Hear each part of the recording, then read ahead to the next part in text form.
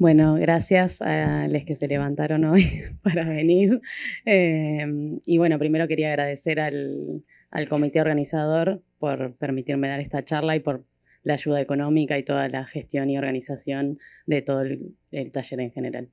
Bueno, mi nombre es Irina, soy parte del grupo de Astrofísica Planetaria del Instituto de Astrofísica de La Plata.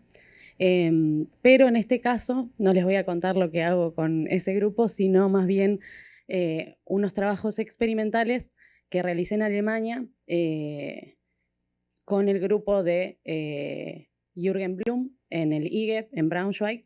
Y estos proyectos que desarrollamos previo a mis estadías en Alemania fueron realizados en colaboración con Jürgen y Gabriela Parisi del IAR. Entonces, bueno, primero podemos preguntarnos qué información tenemos de los experimentos de laboratorio.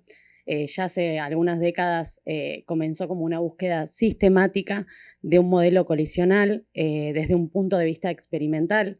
Se llevaron a cabo numerosos experimentos que, bueno, abarcaron diferentes materiales, velocidades de impacto, tamaños de proyectiles y blancos, porosidades. Y bueno, y con esto se pudieron identificar diversos posibles resultados de las colisiones. En este caso, lo que muestro a modo de ejemplo en este gráfico es un modelo del grupo del IGEP, de la TU de Braunschweig, para monómeros de silicatos, donde lo que vemos acá es el tamaño del aglomerado versus también el tamaño del aglomerado. En líneas punteadas tenemos la velocidad de colisión y en colores, en diversos colores, lo que tenemos son los resultados de las colisiones. Podemos ver que en rojo tenemos la fragmentación, en naranja tenemos cratering, verde transferencia de masa, entonces así podemos ir catalogando los diferentes resultados de las colisiones. Esto es para un tipo de material, pero bueno, han realizado también en hielos y bueno, siguen mejorando dicho modelo. Pero bueno, en esta charla en lo que nos vamos a basar principalmente va a ser en dos parámetros que nos interesaban en particular obtener de nuestros experimentos.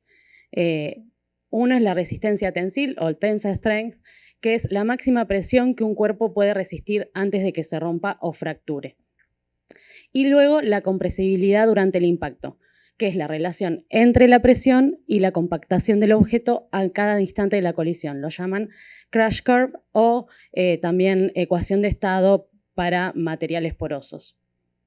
La charla va a constar como de dos etapas. La primera voy a hablar de estudios de compresibilidad dinámica y la segunda estudios estáticos de compresibilidad. Primero vamos a empezar con experimentos de compresión dinámica, que fue la primera estadía que yo realicé en Alemania, donde, bueno, la motivación era reproducir las porosidades observadas de las condritas, también experimentalmente estudiar el grado de compactación que pueda ser alcanzado con estos experimentos, estimar el tensile strength de las muestras compactas, obtener una relación entre la resistencia tensil y el factor de llenado de volumen, o el volume filling factor, que está definido como 1 menos la porosidad, del que ya han hablado en otras charlas, y obtener prescripciones para la energía de disrupción catastrófica para diferentes factores de llenado de volumen y para ser aplicadas, como vimos también en otras charlas, como la de Paula, la de Natalia, en modelos o simulaciones. Entonces, acá lo que muestro es el setup del la primera parte del primer experimento. Utilizamos un cañón de alta velocidad. Este es un esquemita del cañón donde tenemos la pistola. De aquí se lanza el proyectil directo a una cámara de vacío donde se encontraba nuestro contenedor de metal que estaba dispuesto de todas estas partes. Piensen que esto viene a altas velocidades, entonces necesitábamos colocar la muestra en algún contenedor que no se rompiera, no se modificara, que eso fue bastante complejo. Hicimos una especie de diseño de cáscara de banana basándonos en el trabajo de Bates y colaboradores del 2013. Y lo que sí hicimos distinto, ellos también hicieron experimentos de impacto, pero en nuestro caso nos interesaba sacar, luego del impacto, sacar la muestra intacta para calcular su tensile strength. Ellos solo le impactaban y analizaban sin necesidad de utilizar la muestra posteriormente. Entonces, por ejemplo, acá muestro, aquí vertíamos el material, lo pesábamos y vertíamos el material para la muestra, que estaba contenido en esta especie de contenedor de cáscara de banana, que lo podíamos luego sacar, y por encima un pistón con diferentes partes para que el proyectil impactara sobre el pistón y no directamente sobre la muestra.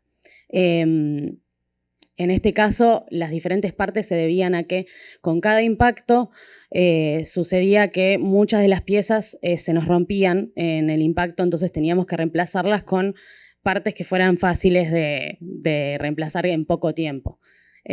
Bueno, fue un aprendizaje entender cómo en la parte experimental los tiempos son muy distintos que en las simulaciones, no era como cambiar el parámetro y bueno, y fue como, bueno, tener otros tiempos de aprendizaje de este tipo de proyectos.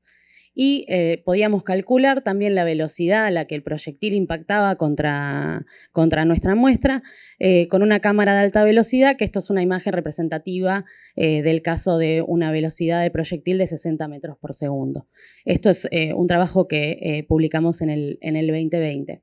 Y los laboratorios que estuve, el IGEP consta de muchos laboratorios, en particular en este trabajo, en estos experimentos, trabajé en el Dust Lab. El Dust Lab es el que maneja toda la parte de polvo, porque en particular el polvo que yo utilicé, el material que yo utilicé fueron silicatos irregulares, lo voy a estar nombrando a lo largo de toda la charla, y es un material cancerígeno que incluso ahora está prohibido, así que estos van a ser los últimos experimentos que van a ver con este tipo de materiales. Y bueno, tienen muchas restricciones de uso, cuidados. Entonces, bueno, para preparar las muestras estábamos en el Dust Lab y luego nos íbamos al Shooting Lab, que en realidad era un galpón muy alejado donde estaba la pistola gigante, porque no podía estar cerca de lugares que hubiera gente por el posible peligro de estos impactos. Y bueno, lo que obtuvimos, bueno, como ya les dije, el material que utilizamos fue polvo compuesto de granos de sílice irregular con estos diámetros. Realizamos 40 experimentos con velocidades de impacto desde 60 metros por segundo hasta 500 metros por segundo, como ven acá en la gráfica, y obtuvimos 20 muestras intactas. La mitad de los experimentos resultaron eficientes para obtener las muestras. Lo que vemos acá es el Volume Filling Factor en función de la velocidad de impacto. Esto no es un ajuste, esto es simplemente para guiar la visual, ya que no podemos obtener una relación muy certera entre el Volume Filling Factor y la velocidad de impacto, porque el setup fue cambiando durante todos los experimentos que hicimos, no teníamos una sistematicidad en ese sentido. Y luego, para poder calcular el tensile strength de las muestras que obtuvimos, utilizamos el Brazilian Disc Test, que es un método ingenieril que nos permite de muestras cilíndricas obtener el valor del tensile strength. Lo que hace es, acá también muestro un esquemita, tenemos el pistón con un motor, que lo que hace es ejercer una fuerza sobre la muestra y bueno, lo vamos filmando para poder ir viendo el momento de la fractura y vamos midiendo la fuerza que se ejerce. Luego, al momento del quiebre, la muestra se debe fracturar en dos partes para que esto sea válido.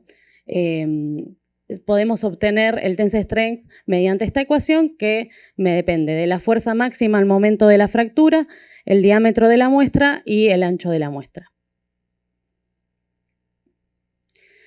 Y bueno, este es uno de como los resultados más importantes de aquel trabajo, que lo que obtuvimos es una relación entre el tensile strength y el volume filling factor, incluyendo muchos otros trabajos experimentales hasta ese momento, y realizando un ajuste con las prescripciones de Kimura y colaboradores del 2020, en donde nos depende de varios factores, pero este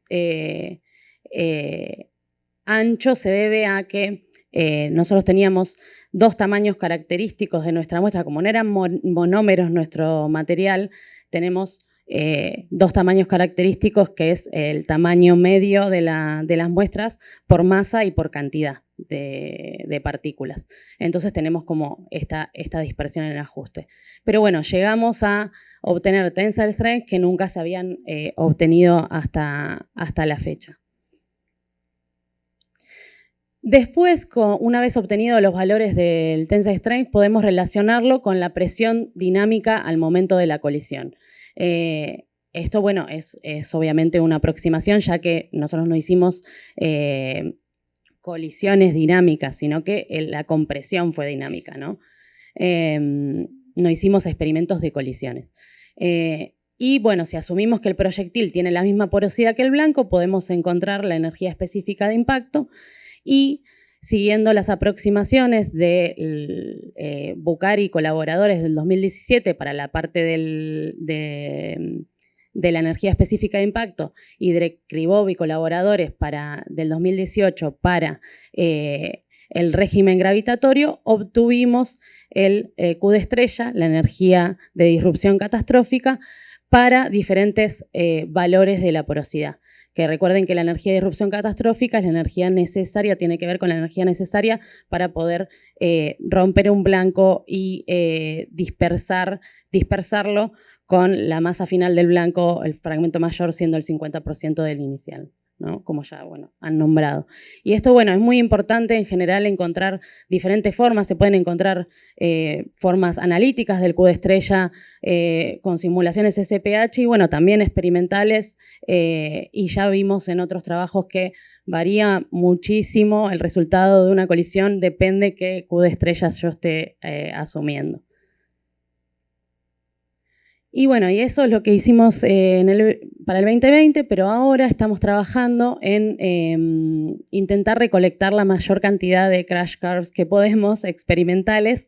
Entonces, lo que pudimos hacer con los resultados que tuvimos de aquella primera estadía es estimar la presión media de impacto, teniendo en cuenta la energía cinética del proyectil y el volumen del blanco luego del impacto.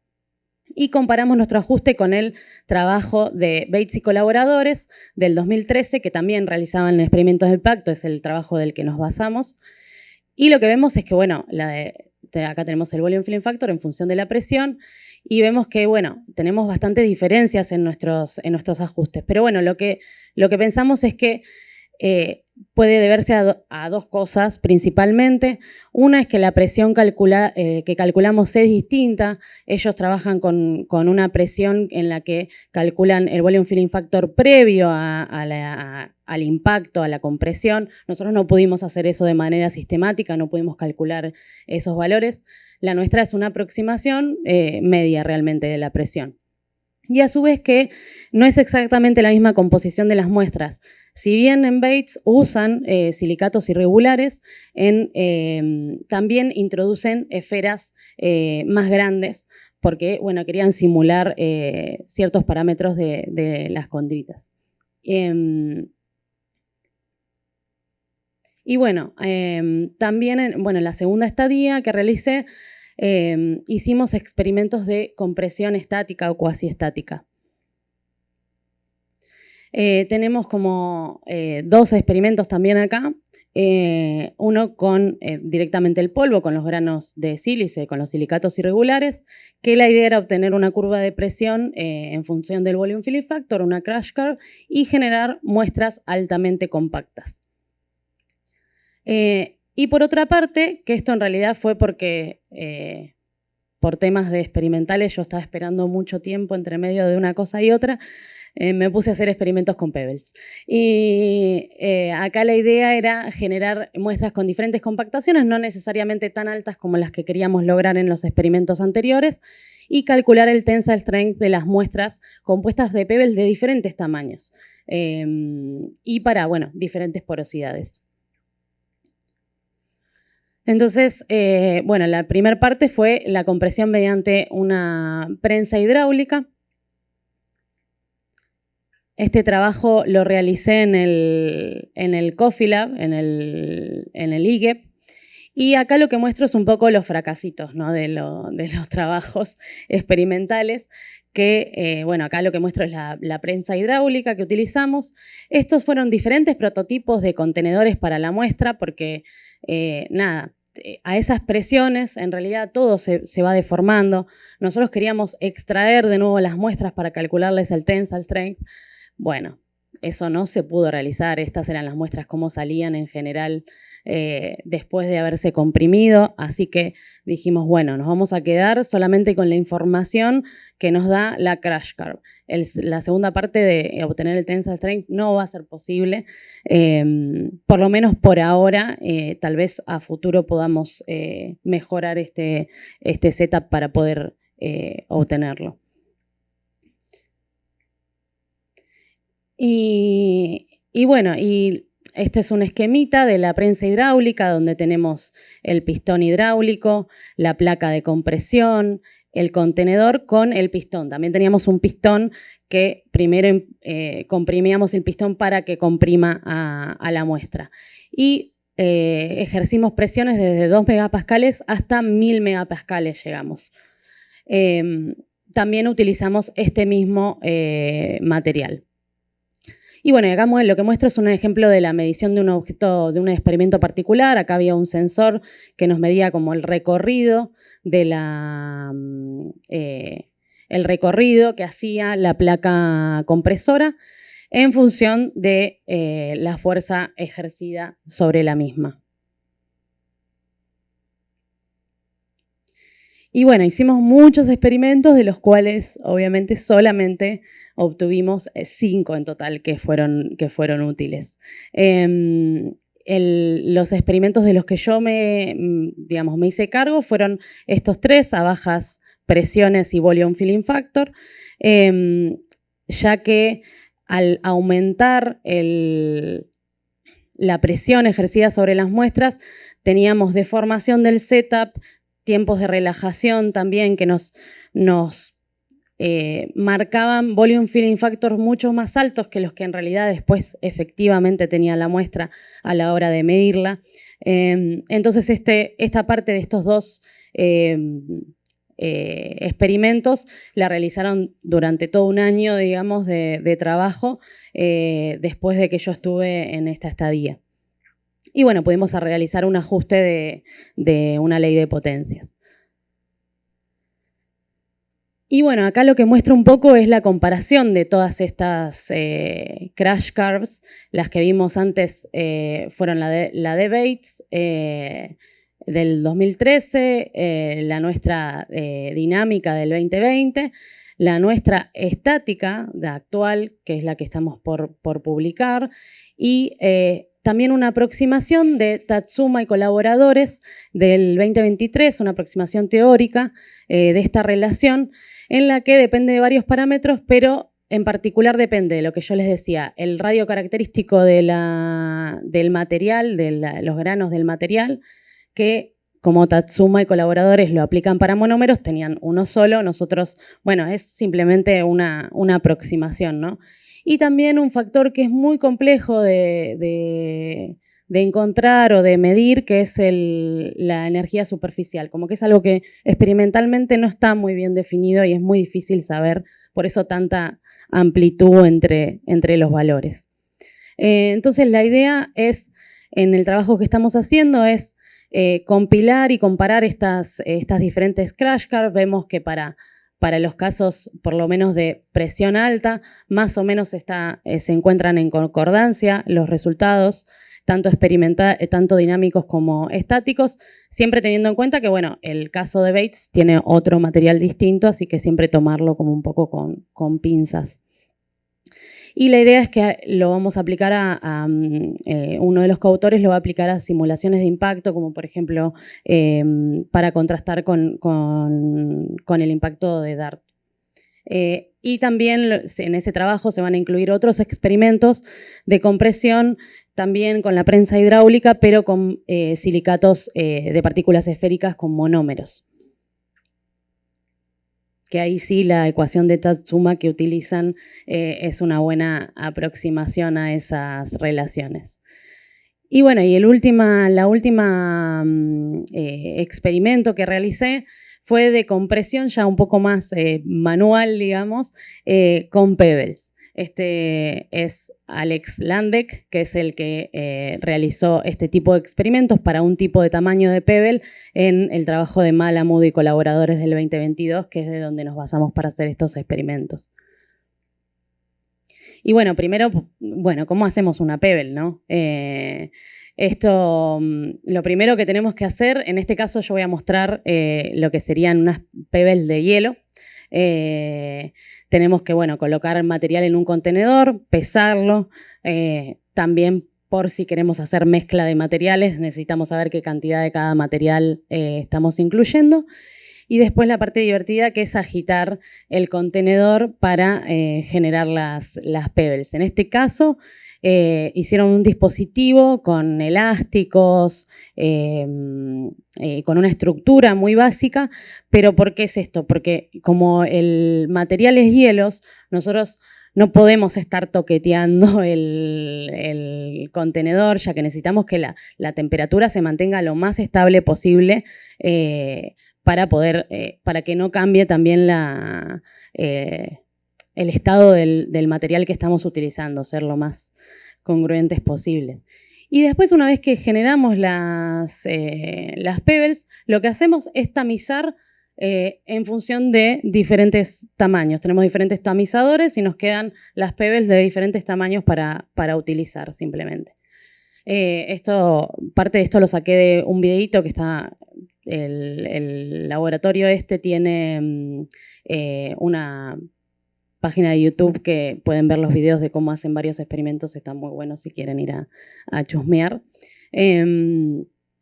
Y en particular, nuestro caso, como no trabajamos con hielos, no llegamos a trabajar con hielos, lo que hacíamos era agarrar un tupper, un contenedor, agitarlo, generar las pebbles, tamizarlas y obtener las que queríamos. Tan simple como eso. Y después en este trabajo, que también era muy simple de realizar, basándonos en el trabajo de Malamud y colaboradores del 2022, lo que hacíamos era utilizar las pebbles que estaban hechas del mismo polvo de sílice irregular, de los silicatos irregulares, pesábamos, lo vertíamos dentro de un contenedor cilíndrico, poníamos por encima un pistón y por encima agregábamos pesos e íbamos calculando en momento a momento el volume filling factor de nuestra muestra y el peso que le íbamos ejerciendo. Este es un trabajo que también estamos en preparación. Esto es el resultado, por ejemplo, de diferentes compresiones de una muestra hecha de pebbles para bajas presiones, o sea, un bajo peso de compresión. Veíamos que las muestras no se mantenían. Bien, no se mantenían enteras luego de comprimirlas. Hasta a partir de 10 a la menos 1 megapascales, que ahí sí podíamos obtener muestras para luego calcular el tensile strength, como les dije antes, con el Brazilian Disc Test, que era lo que nos interesaba también en un principio. Pero bueno, en principio también obtuvimos una relación entre el volume filling factor en función de la presión, y acá en diferentes colores y formas tenemos los diferentes tamaños de las pebbles de las que estaban compuestas las muestras. Utilizamos diversas para ver si en realidad había una relación entre tanto el volume filling factor en función de la presión o el tensile strength en función del volume filling factor, del tamaño de las pebbles que tenían las muestras. Sí, algunas iban a tener algún comportamiento distinto. Y en realidad vemos que por lo menos para este rango de volume filling factor, no vemos diferencias entre la composición de las muestras. El tamaño de las pebbles no influía. Pero, ¿qué pasa? Tenemos que tener en cuenta que estos son volume filling factors capaz altos. Para volume filling factors más bajos no podemos asumir nada porque en realidad acá lo que vemos es que un poco la estructura de la pebble se pierde, se comprime, no tenemos esa memoria de esa estructura. Pero para volume filling factors más bajos, porosidades altas, no sabemos qué puede pasar, ahí hay que tomarlo como con más delicadeza. Y también, bueno, obtuvimos el Tensile Strength con el Brazilian Disc Test para todas las muestras. Y lo que logramos también con este experimento es mejorar los resultados de Bloom y colaboradores del 2014, que también utilizan pebbles, que el ajuste que realizaron fueron con presiones más bajas. Entonces, incluyendo este rango de presiones, podemos ver que tenemos un ajuste mucho mejor en un rango mayor y no sobreestimamos el tensile strength para presiones altas también, ¿no? Que es importante. Y bueno, finalmente lo que hicimos fue comparar con los resultados que obtuvimos en el año 2020. Incluimos dentro de la gráfica del tensile strength en función de volume filling factor los resultados de las pebbles y también de simulaciones. Ahora les voy a hablar un poquito. Las pebbles lo que vemos es que se encuentran aquí, el tensile strength de las pebbles, lo que nos habla de que realmente las pebbles para esas compresiones se comportan más o menos como el material en polvo directamente. Y a su vez, Lennart Clark está haciendo simulaciones para contrastar los valores calculados experimentalmente. Usa, esto no es mi tema, pero bueno, les cuento un poco. Simula un cilindro compuesto de esferas del mismo tamaño, fijo de un lado, y le aplica una fuerza del lado opuesto hasta que se fractura. Es como una especie de Brazilian Disc Test, pero simulado.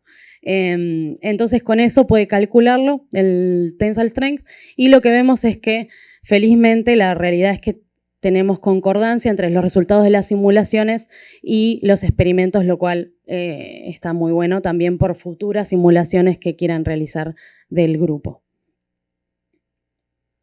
Bueno, en resumen, realizamos diversos experimentos de compactación, tanto dinámicos como estáticos.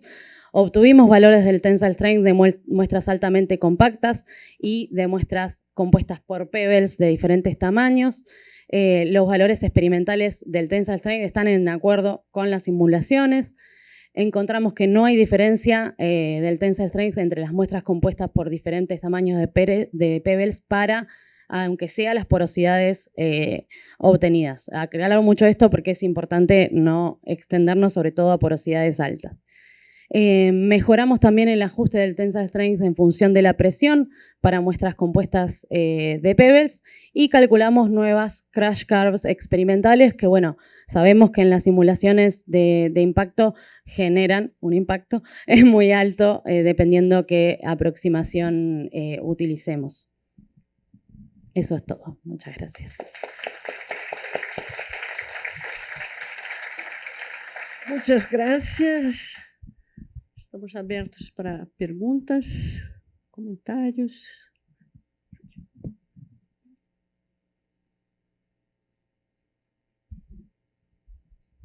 Bueno, llevando estos experimentos a lo que son la acreción, problemas de acreción, formación de planetesimales.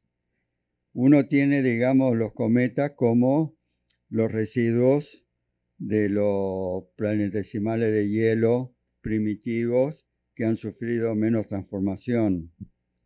Ellos son muy porosos, o por lo menos es lo que se piensa. Estos experimentos dan la impresión como que las colisiones llevan a una alta compactación. quiero ver cómo eso puede ser consistente, digamos, con lo que se observa, con la estructura que se observa en los cometas, que es muy porosa. En particular, nosotros justamente lo que queríamos hacer eran colisiones que compacten mucho, pero se trabajan también, hay un montón de experimentos de laboratorio, incluso hay un trabajo paralelo que va a salir con respecto a este de Pebbles, que va a ser de colisiones de muestras de Pebbles a otras velocidades, incluso colisiones que van a poder sacar una energía de disrupción catastrófica más realista, digamos, pero sí, en particular, estos experimentos son para altas compactaciones, pero sí hay trabajos realizados experimentales que trabajan en todo ese rango. Incluso, bueno, también el trabajo de Malabud y colaboradores del 2022 trabajan con hablar del tema de si las Pebbles, si los cometas estaban compuestos por Pebbles, cómo sería, y hacen un estudio ahí también termodinámico. Yo en eso no, en particular también porque trabajan con hielos. Yo hasta el momento todavía, esperemos que en algún momento me dejen trabajar con hielos, pero bueno, está, eso sí, son trabajos que se hicieron en otros experimentos. ¿Hay alguna pregunta? Sí.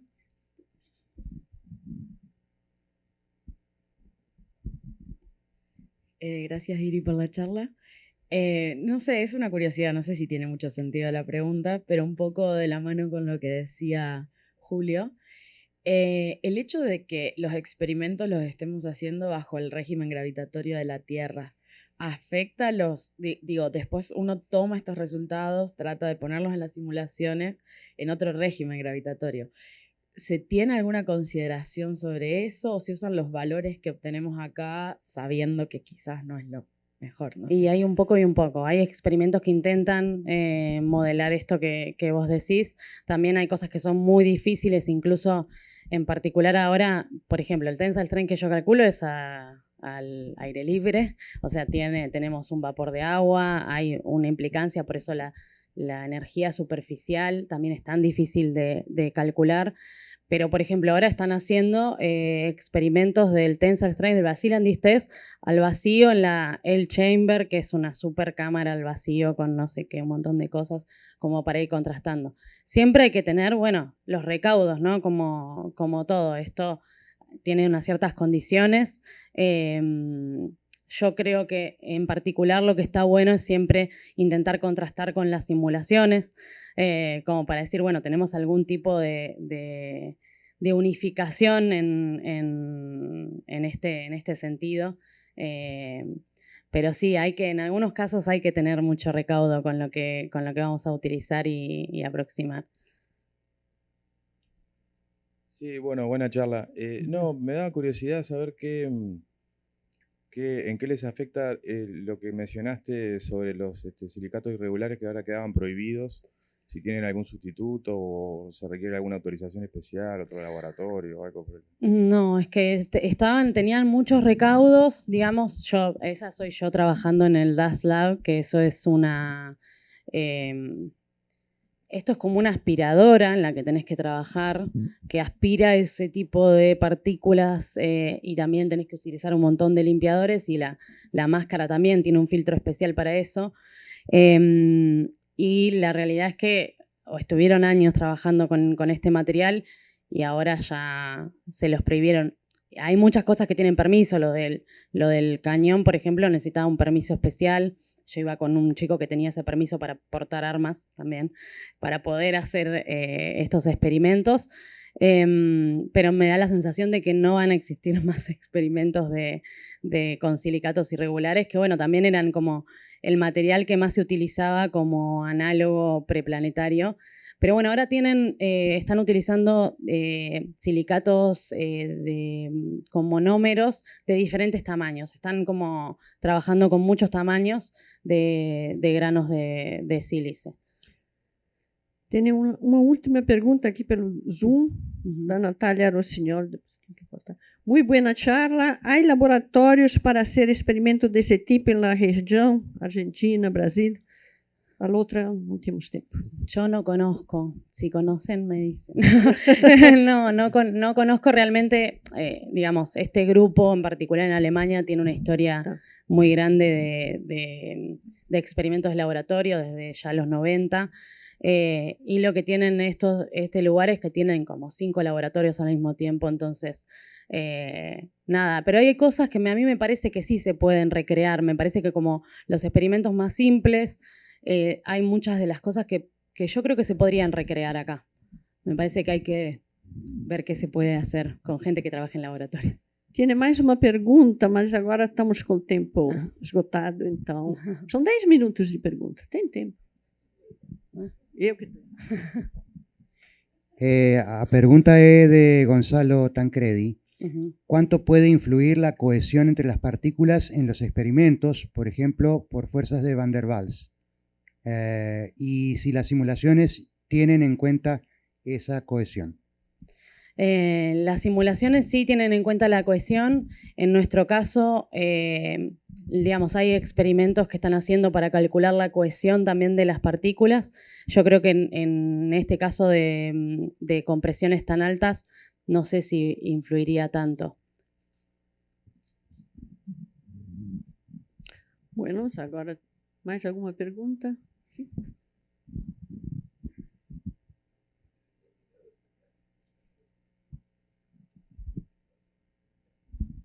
Sin saber, por supuesto, nada de esto, la pregunta es, ¿cómo depende o cuán dependiente es de la forma del recipiente el resultado total de todo el material compactado después de la colisión?